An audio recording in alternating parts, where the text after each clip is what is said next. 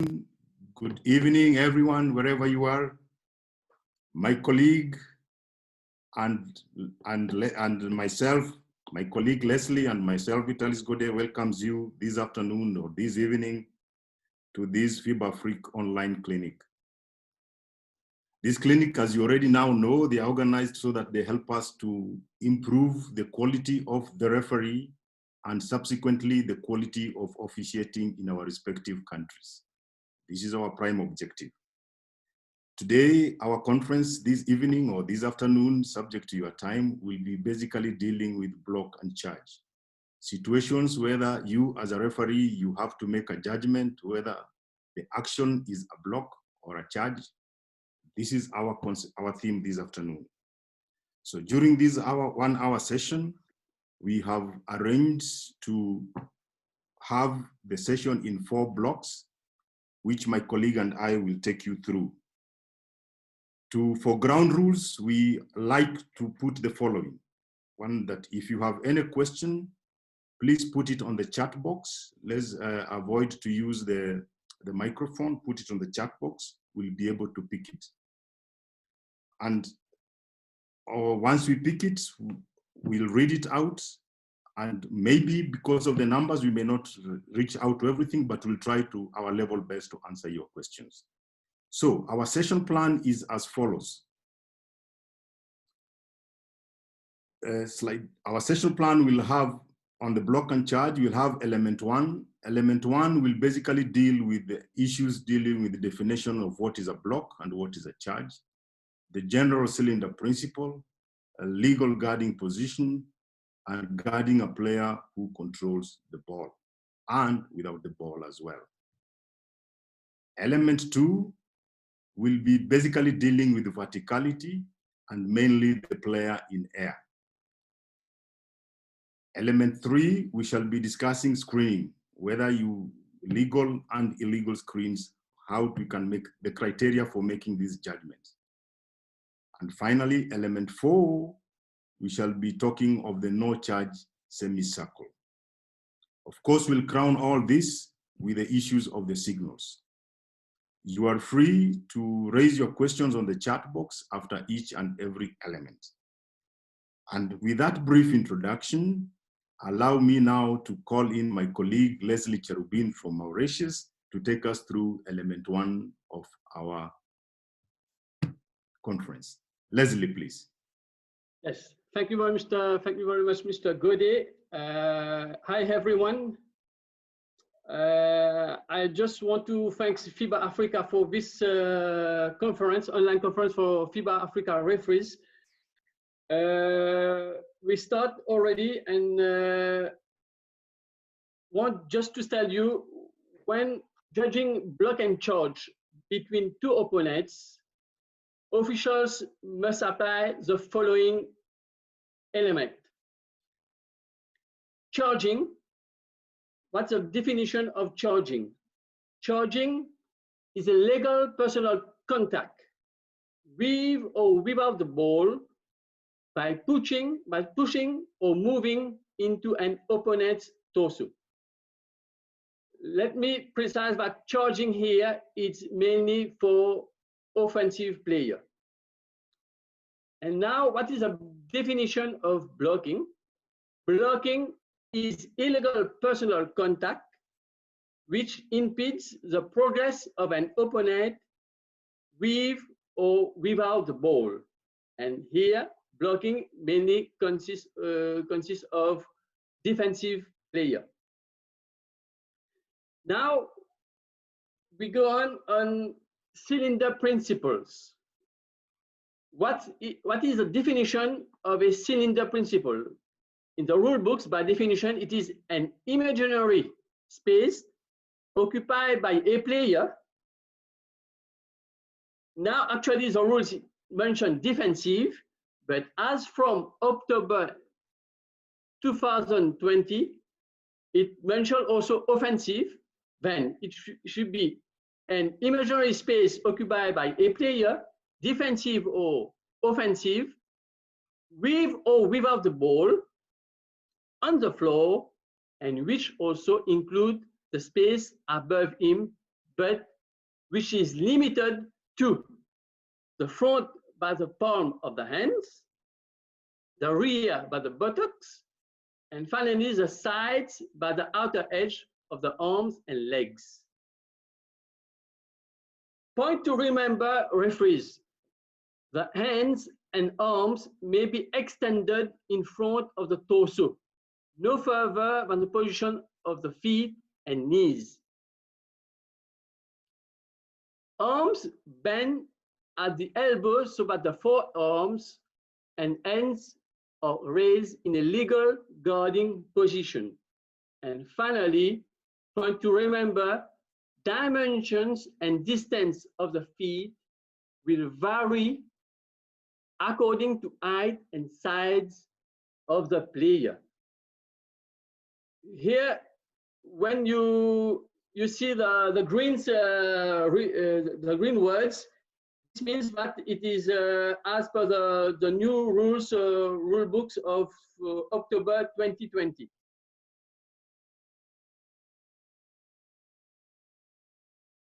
The new rule books changes are relatively minor in nature and will not have a large impact on the way the game is played or officiated. In fact, it is just to be consistent with officiating action. However, the rules have only ever addressed the concept of a defensive player cylinder. But as I said, as from 1st October 2020, FIBA will introduce new rule language for cylinder definition for offensive player. That's why I written all the new words in green. And then it clarifies legal action and movement within that cylinder and clarifies who is responsible for an illegal contact when a defender enters the offensive player cylinder. The defensive player may not enter the cylinder of an offensive player with the ball and make illegal contact. That, in fact, is the conclusion for the new rules 2020. Point to remember now, it's the boundaries cylinder of an offensive player with the ball is. It's the same thing like the defensive player. It's the front by the feet, bend knee and arms, holding the balls above the hips, but it's a new part of the rules because offensive player always, he has a ball, his ball ending, it's holding the ball above the hips, rear by the buttocks, side by the outer edge of the elbows and legs, placed shoulder apart. This is point to remember for the new rules. Now, point of emphasis. The offensive player with the ball must be allowed enough space within his cylinder for starting a dribble. Secondly, pivoting. Third, shooting. And finally, passing the ball.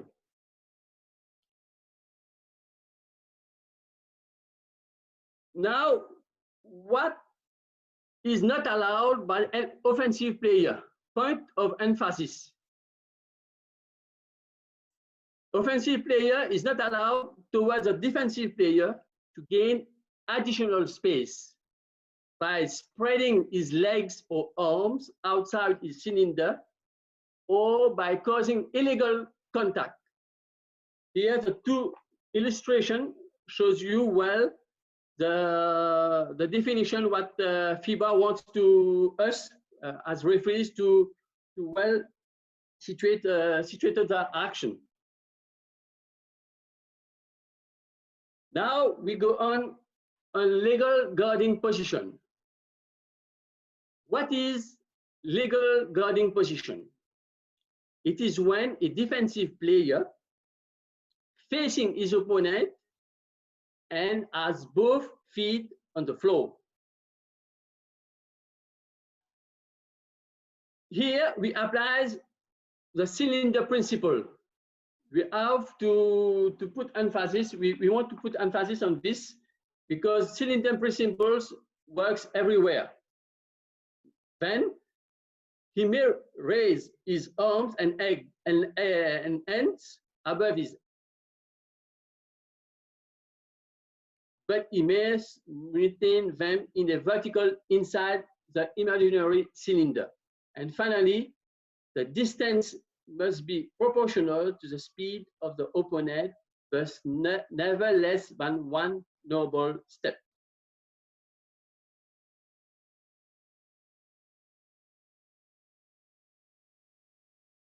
Now we are going to guarding a player who controls the ball. Part of an emphasis that we have to put in our mind. Guarding a player who controls the ball, the element of time and distance do not apply. The guarding defensive player must establish an initial legal guarding position without causing contact before taking his position. Third, once having established his legal guarding position, the cylinder principle apply. The player with the ball must expect to be guarded and must be prepared to stop or change his direction.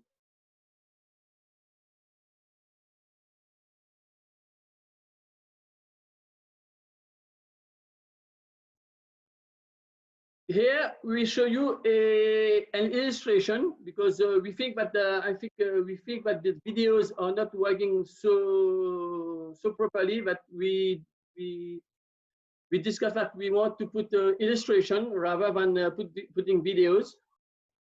Here the illustration shows well that we have two players moving, holding the ball, and one player is guarding the player who have the ball. Here the player is here and is moving in this direction, just like the arrow shows you. And the one who's guarding this player who controls the ball is moving in this direction. And at the point of contact, the contact is made at the torso of the defensive player. And we think, and as per the rule says, that if there is a contact of the torso, it means that it is a charge foul, and the referees shall call a charge foul. Here is a block illustration, the same action. Player is coming, the player with the ball is coming this direction, as shown by the arrow. And here the defensive player is coming in this direction, shown by the arrow. But the contact is made here at the shoulder of the defensive player. This means that the defensive player is late in his legal guarding position of the offensive player, and referees must call a block charge. I think, guys, that this illustration are clear for you.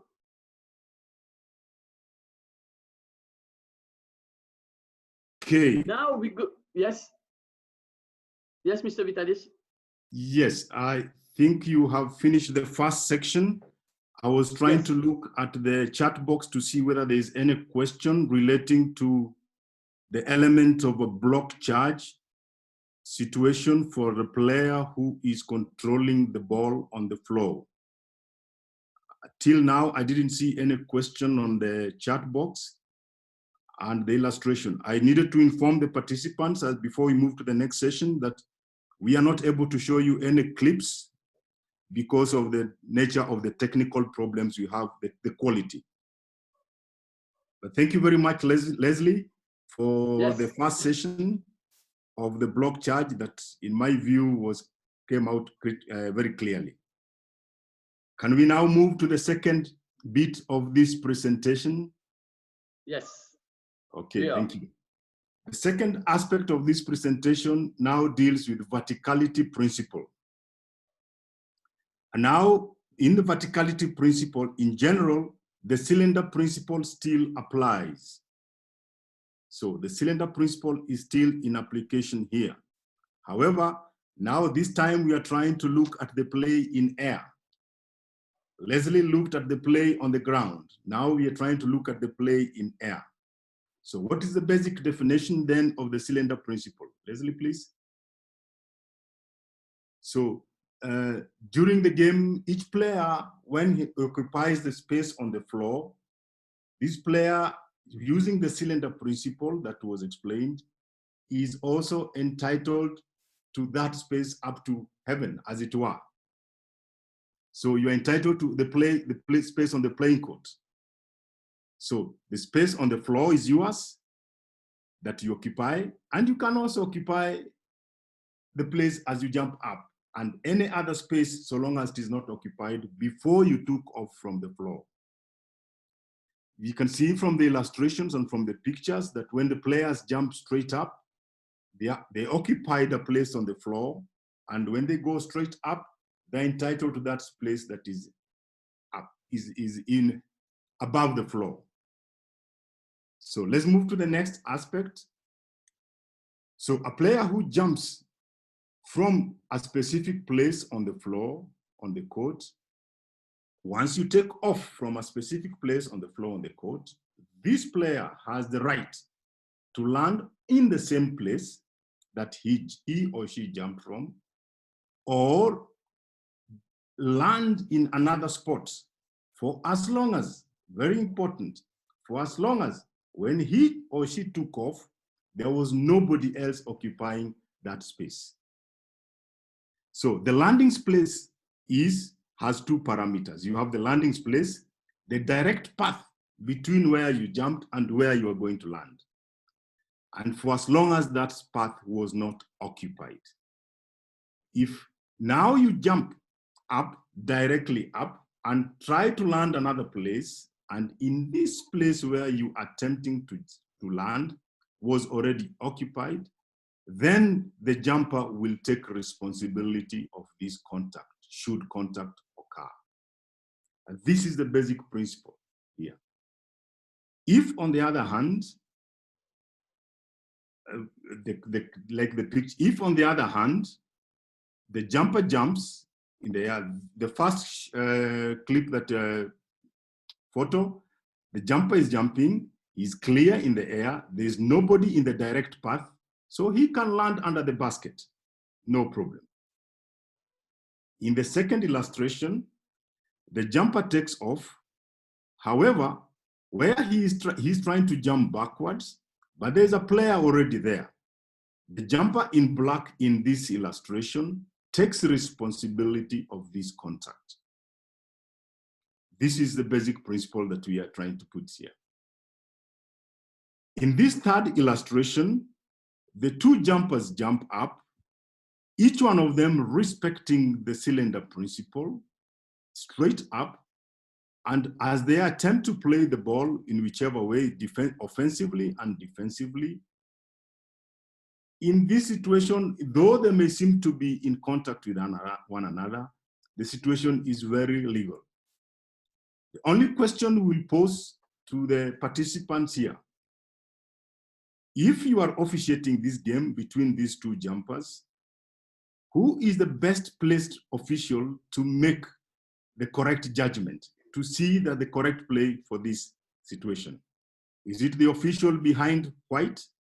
Is it the official behind blue? Is the official besides white and blue? This is what you need to ask yourself. Okay, Leslie, next clip, Leslie. So in this next illustration we have again, the player in red, who is an offensive player, he's jumping to shoot, to score, as you can see. The player in green jumps straight up.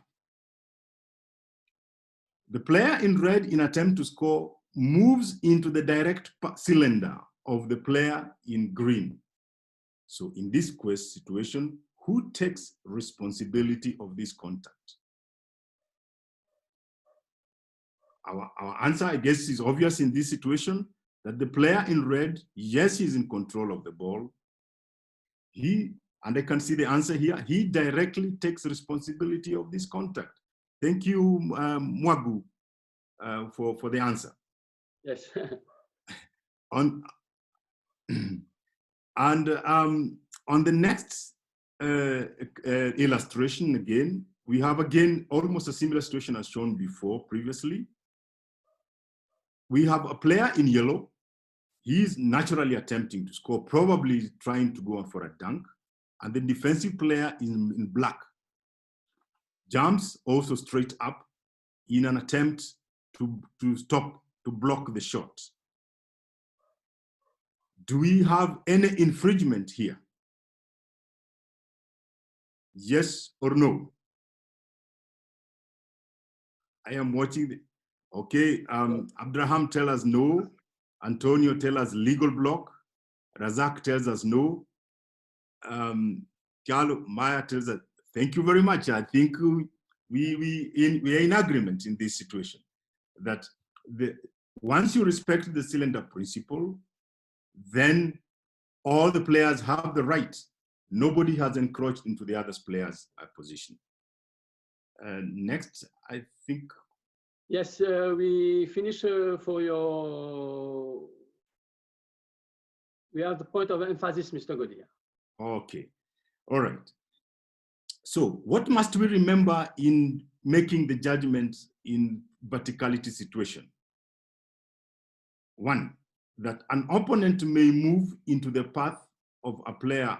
After that, an opponent may not move into the path of the player after that player has jumped.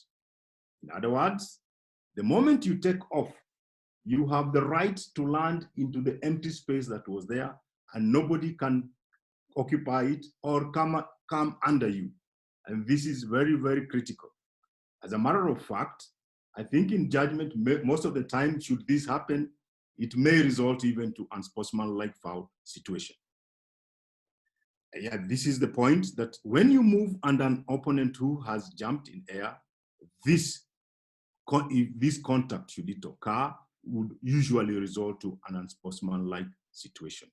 And this is a critical point of emphasis for verticality. And I think this takes me to the end of that element on verticality.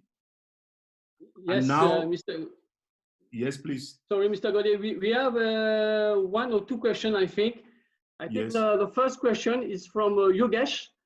Yes. The question is a one fix. I think you already put the emphasis on this question, but just to reply to him, A1 fakes a shot. At this moment, B1 jumps sideways in an attempt to block.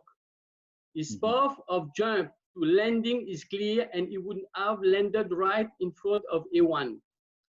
After the fake by A1, for the shot, who makes the shot, a fake shot, he starts to dribble and makes a step forward. And at this moment, contact occurs with B1 still in the air. You want to know who is in charge of the contact. I just want to get it clear. He fakes the shot, he jumps, and moves on a clear path. In fact, if A1 fakes for a shot, and B1, who is guarding him, jumps sideways. Okay, and in an attempt to block the, that's right. Yes. So let's get to the principles again. When the defensive player jumps, was this place he occupied free or not? This is the criteria. So if the place was free and he lands here, then he has a right to land there because there was nobody there. So if the offensive player now goes into this spot, the offensive player naturally will take responsibility. Was that space free? This is the question that's the criteria. Okay, Leslie, what do you want to say about this? Yes, it's okay. You explain it clearly, and we mention it also in point of emphasis that a contact. Who makes the contact? Who makes the foul? We shall call. It's clear, Mr. Godi. Okay, thank you. Is there any other points I can? No, it's only this question so far, and I put forward that all participants may write their question also, and if able, will answer at every stage of our presentation, or at the end of our presentation, we answer all the questions. Okay, but thank you. Thank you. Don't forget to write your question. All the questions are good to learn, and all the participants can learn also. Okay. Yes, now we go to the screening part of block and charge. What is screening? Screening, by the rules, by definition, is an attempt to delay or prevent an opponent without the ball from reaching a desired position.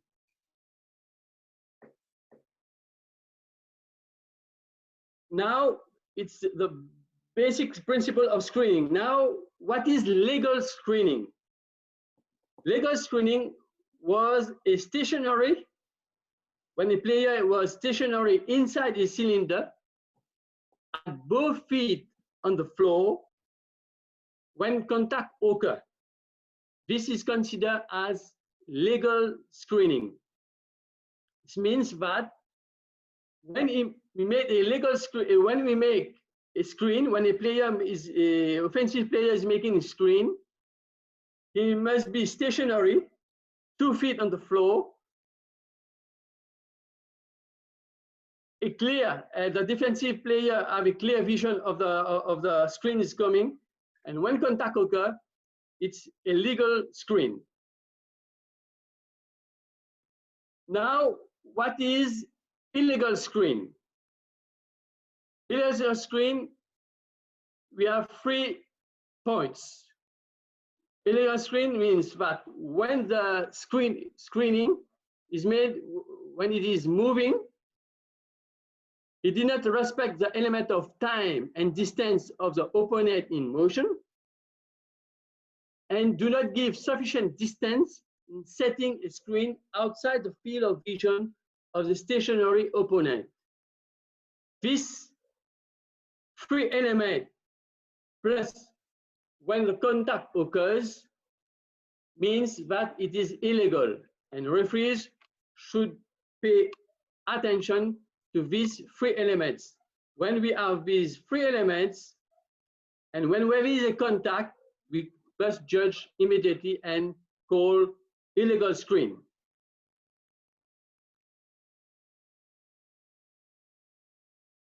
Now, in the illustration of illegal screen, here on the pictures, we see that the screener here is in the vision field of the defensive player, okay? Both feet on the floor, and he is stationary. When the dribbler, his colleague is passing by, he must not move. And this, we consider it as a legal action. Secondly, on this screen, we can see that the screener, number 8, initially was here. And when the defensive player, number 7, the white guys, want to move, he move also. Like the arrows show you, he move also. And this, we can consider it as illegal screen because he move. He's not taking the right points on the right rules, and applying the legal screen. Here also, on the 3rd illustration, we see that initially the screener was here. He's with the ball. Number 3, black, is in the ball. Initially is here, stepping here, and now his partner is crossing nearby to receive the ball, and he turned, blocking the white guys, the defender, and he blocked him and pass the ball. This is considered as an illegal screen.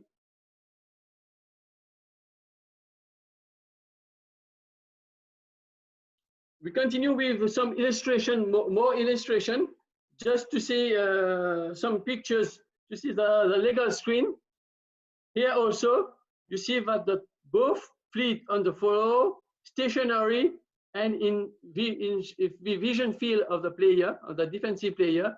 This, we consider it as an element as a legal screen. And here you see also an illustration of illegal screen, where the defensive player, number 12, is moving his knee when his partner is moving side by side to her. And then he moves his knee to block the number 3. This should be called as an illegal screen.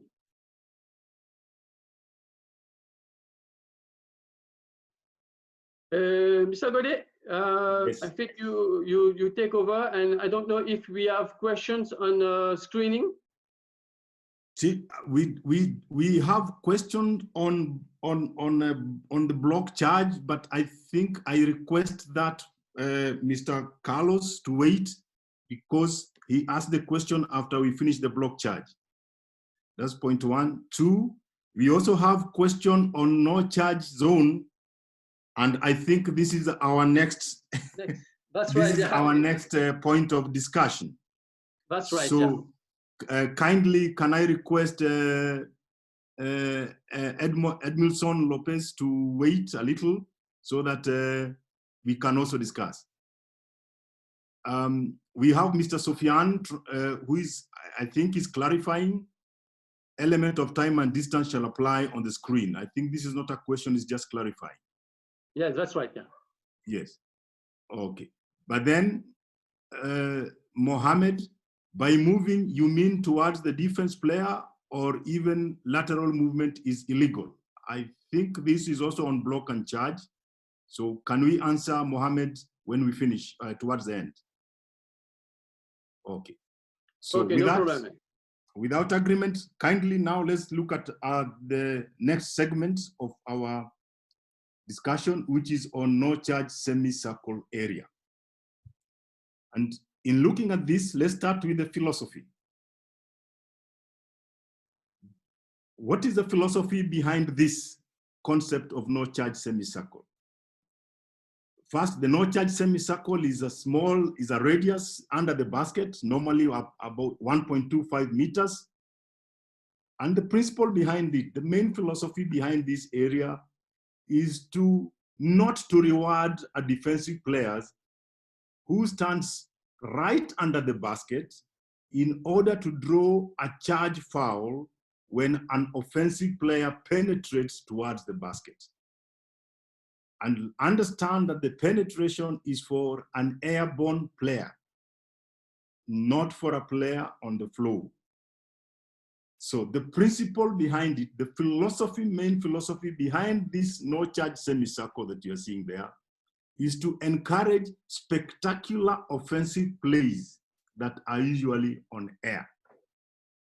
This is the main principle behind it. If we understand this philosophy, that for a player who is airborne and penetrating towards the basket, this area of 1.25 meters in radius was drawn and established or as part of the court to encourage these spectacular plays under this area. So that is the philosophy. So what's the principle? How do we interpret this? So for the defensive player, if contact occurs between the defensive player and the offensive player who is airborne and penetrates towards the basket, and this defensive player is inside this no charge zone, then that contact is considered to be legal. No call. So how do we interpret that the defensive player is inside the no charge semicircle?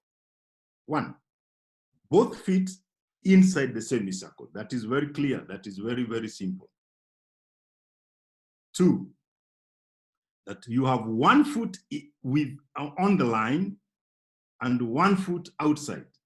In this case, you are considered to be inside the no charge zone. 3, that you have 1 foot inside the no charge zone and 1 foot outside. In this case, you are considered to be inside the no charge semicircle.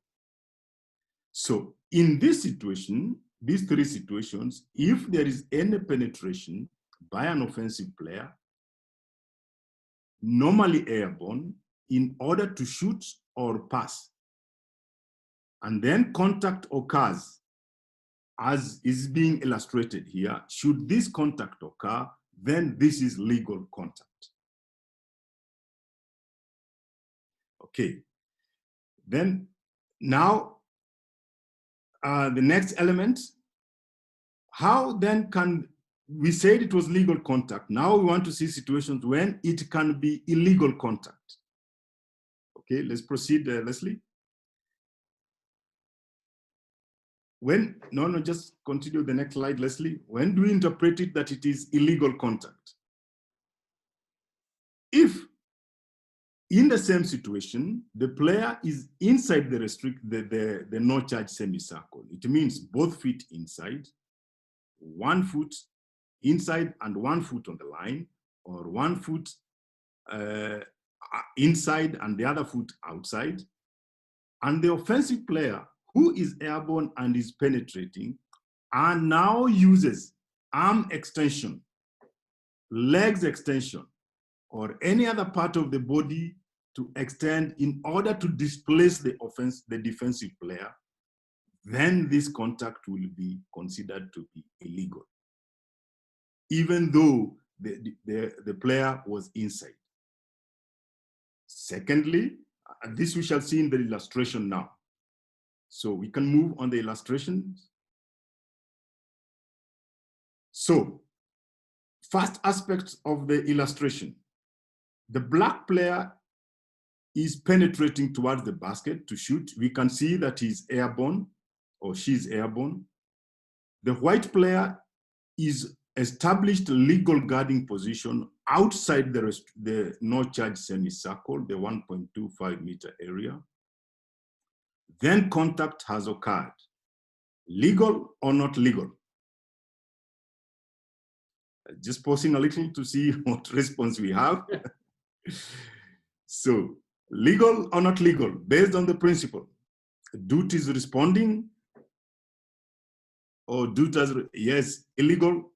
Illegal, illegal. Illegal, illegal. Not legal. Thank you very much.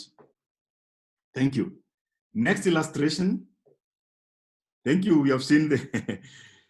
Now, the same action, however, this time, the offensive player takes off outside the no charge semicircle. However, the defensive player is inside the no charge semicircle. And now contact occurs in the process of attempting to shoot. In this case, it's a shooting, maybe could even pass. Legal, oh, already we have responses. Yeah, or say legal, yeah. The responses are fast and furious. Okay, great. Okay, we have a third illustration. Now let's pause a little for the third, third illustration. The third illustration, the defensive player is inside the no charge semicircle. The offensive player is dribbling, and now contact occurs. Question again, legal or not legal? Illegal, not legal. Not legal. Of illegal. Charge. What would be the criteria? Agreed. Now, as we take this decision, why are we saying it is illegal? Why are we saying it is charged? Yet, this player is inside the no charge semicircle. Yes, we agree with you, it is illegal, but why? Which criteria? Which criteria we shall put in emphasis to say that it is illegal? Razak has told us that the offensive player is on the floor. Excellent. That's what we said. Not airborne? Yeah, the offensive player is not airborne. Excellent. Yes. Yes. So that is a primary principle. So, and I think that brings element of, I don't know whether this responds to the question that had come earlier on no charge semicircle. I don't know whether this person has been answered. But if yes, if not, please repeat your question and we see what we can do about it. And now that brings us to the 4 segments of our presentation in contacts relating to whether the contact is charge or block. We started with a player, charge or block situations for general play within the court. Then we went to the next situation on verticality for players generally in the air. Then we went to specific situations of screening situations. And lastly, we have dealt specifically with a no charge semicircle. And as you can see, all the contacts we are talking about here are either charge or block. And it was mentioned, as it was mentioned by Leslie, that the charge contacts are basically offensive. The block contacts can either be offensive or defensive, as you've seen. So now I'll humbly ask Leslie, before we pick up the questions, to take us through the signals for this. When they occur, when you are reporting, what signals must you use, the official FIBA signals that must be used? Leslie, please, and then thereafter we have questions. Yes, thanks, Mr. Godet. Yes, guys, we shall close up now for the official signals by the rules books. I think all the referees knows that the official signals for blocking, defense, and illegal screen for offense, as mentioned by Mr. Godet. The referee, the official, shall have both hands on the hips when reporting to the table. The signals for blocking, defense, and illegal screen for the offense shall be both hands on the hips. Secondly, for pushing or charging without the ball, the official, when reporting to the table, must imitate a push. And third, signals for block and charge. When reporting to the table, the official shall show clenched fist, strike, open palm to show the charging with the ball. These are the 3 official signals that are in the rule books and that shall be applied by all the officials. Don't make new signals, but simply apply what we have in the rule books. FIBA well mentioned all these 3 signals for block and charge, and we encourage all the referees to apply these signals. Now, Mr. Godet, I think, and I may put into emphasis also that these signals form part also in the IoT principles of the referees, the individual officiating techniques. Okay. Yes, Thank Mr. you very much, Leslie. Yes, no problem. We have a couple of questions that I want to go through. Let's, a couple of questions I've picked from Mwagu. Mwagu wants to know in illustration C for the no charge semicircle area, why we call this a charge.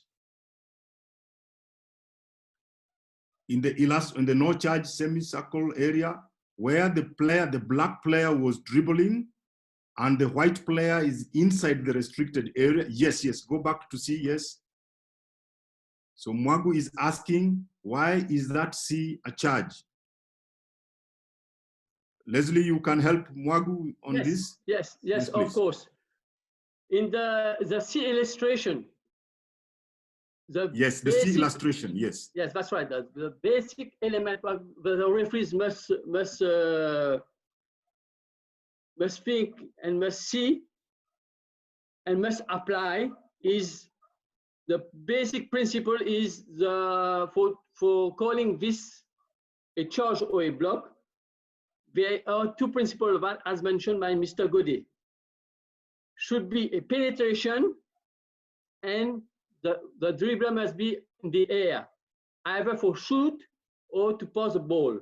Here in the illustration C, we can imagine and we can see also that the dribbler is dribbling and is not applying one of the principles of no charge semicircle, that is not in airborne. Then it should be called as a charge. Okay, thank you. Can you, if you have something to add, Mr. Godet? No, exactly that, but we still have one more question from Razak on the same area. Razak is asking, supposing the players' feet were both on the line, same situation, please can you educate us if both feet were on the line for the no charge semicircle? So let's go to illustration B. Please don't move away. Just go back to illustration B. Yes, so in illustration B, if I got Razak right, the Razak is wondering if the defensive player had both feet on the line, what would be the judgment of the referee? Yes, to explain to Razak. Yes. The principle, when we have if the defensive player touch the line, is considered as inside, and if the offensive player is in a penetration action, airborne, and as mentioned by Rasad, I think, and the defensive player was inside, but is touching the line, is considered as inside, this is legal. Yes. If we have these two elements for the offensive player, penetration in front and airborne, this is considered as legal. Okay, thank you. Now we have a question from Carlos. This came very early, but we missed it. Carlos is asking about charge. If both players are moving and contact occurs, could you still call charge? This is what Carlos is asking. Will it still be a charge if both players are moving, but the contact is on the torso? So Carlos takes us to element 1 of our discussion. Yes, that's right. Yeah, element 1 of our discussion. Yeah. Yes. But if there is a contact of the torso, as referees we shall call a charge foul if it is made on the torso. Yes, this is what I can add in. Carlos, let me add. First, the defensive player, once he takes legal guarding position, the defensive player is allowed to move laterally or backwards. In practice, the defensive players normally move both laterally and backwards, compound motion at an angle. It is the responsibility of the offense to change direction as quickly as he or she can if the defensive player is on the spot fast. So the fact that the defensive player was moving does not necessarily mean that the defensive player is on the wrong. So if the contact is on the torso, normally the defensive player will have been there first. However, one element you must consider, Carlos, how did the defensive player move? Did the defensive player move forward or backwards or laterally?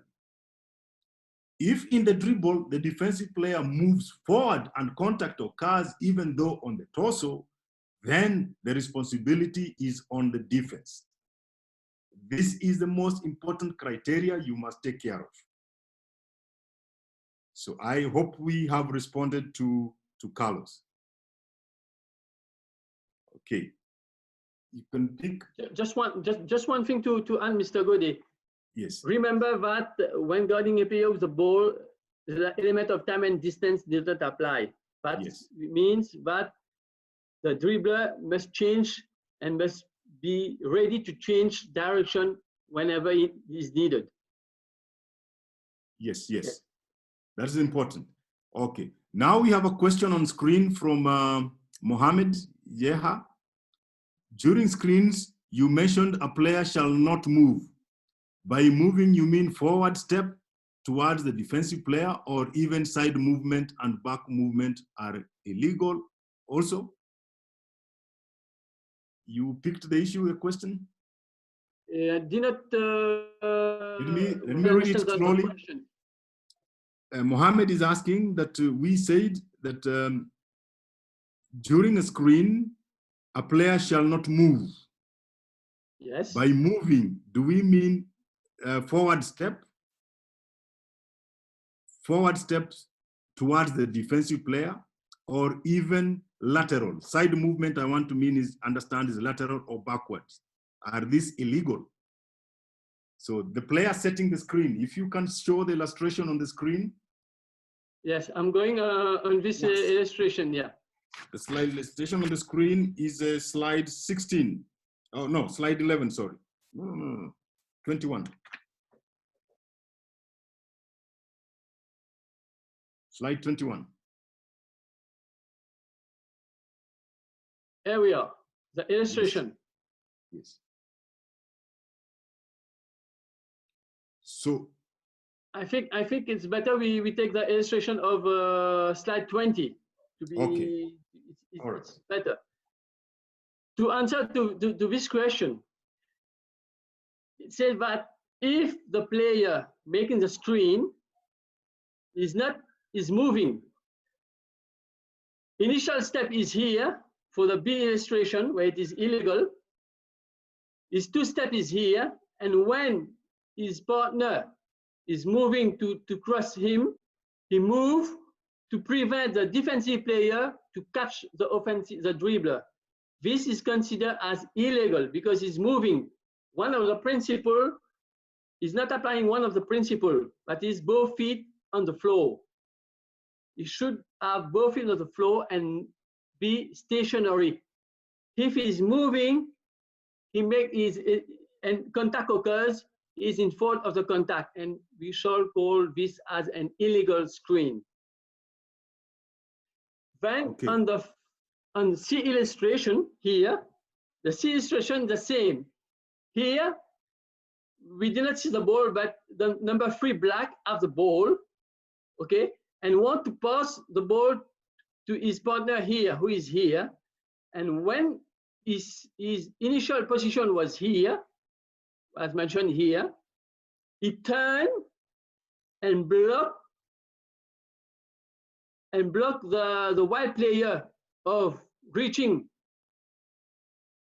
the black guys, the black player here, and he blocked him. He's considered as a moving screen, even if he has a ball, because he blocked the player. It was not, because here the initial space is here, and the players are moving from this place to here to catch this player, and he turned and himself and blocked the player. This is considered as illegal. I don't know if you want to speak to add something, Mr. Gode. Yeah, to add to him and say, screening is within the judgment element of time and distance is critical, because the player setting the screen is usually guarding, doing it away from the ball. Rather, the ball situation does not apply. So the element of time and distance is critical. If you are setting a screen and the player whom you want to block is moving, you must give that player time to be able to change direction. That's why the rule says the element of time and distance comes into play when setting the screen. So in the illustration B, as it can be seen, the black player didn't give the white player any time. The white player was moving, but the black player jumped to the new spot. So there was no element of time and distance to enable the white player to change direction. And this would definitely be a block. Same to the illustration where the player pivots in order to block the defense, to block off the defensive player. But now, Leslie, we have an interesting question from Diop on the same principle.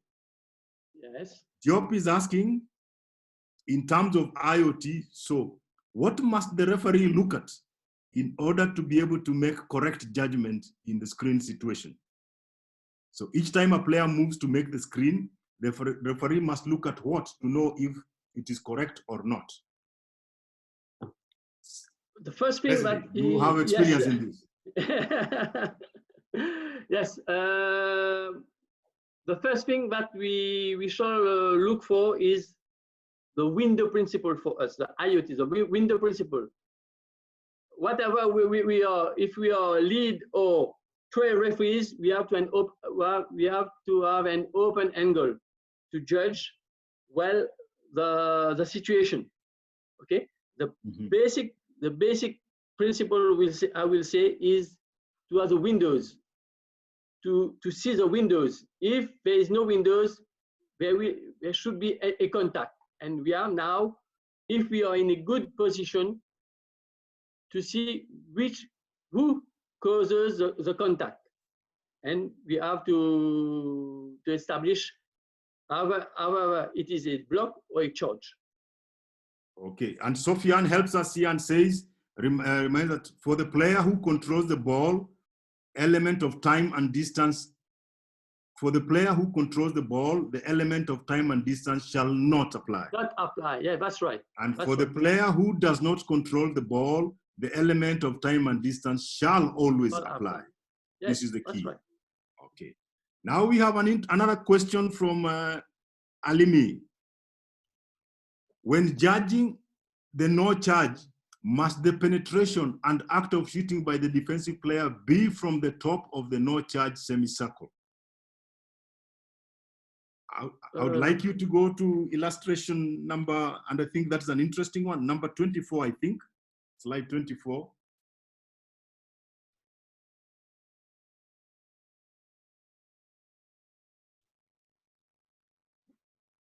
This one? Next. Is it 24? So he's asking, must the penetration be from the top or from the back? Okay, I understand. Yes. I want to put emphasis on this, Mr. Godet, and yes, to all the participants. Yes, that's right. Yeah. Other emphasis we have as officials, we have to be sure. You have 2 minutes. Yes, that's right. We have to note that all penetration to judge no charge semicircles, the penetration shall comes from the front. Okay, front penetration from the front and airborne to judge the no charge semicircle. If it's coming on the at the back of the backboard, is not considering as the no charge semicircle. I would say it's not considered as it is illegal. This is illegal, and if this is contact caused by the offensive team, it should be called a charge. It's illegal. So yes, we want to appreciate. It should be. I put emphasis on this. This should be coming from the front. Yes. 1, airborne. 2, and the player should be inside. Okay, exactly. Thank you. So thank you very much for that clarification. I our time is over now, so we need to bring a closure. And thank you very much for your interesting questions as well, and your participation in this 1 hour session. As we close, I want to appreciate you participants for having been with us and giving us a cheerful moment. I want to appreciate FIBA Africa Regional Office, Administration and Technical Department for organizing this clinic. And I want to appreciate my colleague, Mr. Leslie, for having been with me and working together. And I say thank you very much all. And as we close, I just want to give Leslie 1 minute, 1 second to make his closing remarks too. Okay, Leslie, Mr. Godet, thank you very much to all the participants for this session on block and charge. I think, and I guess that you can now be self-confident on calling block and charge files. I thank also Mr. Godet, my partner for tonight. And I thank also FIBA Africa to give us chance to present this to all FIBA Africa referees. Thank you so much. Thank you, everyone. See you. Bye-bye. Thank you very much. Bye-bye.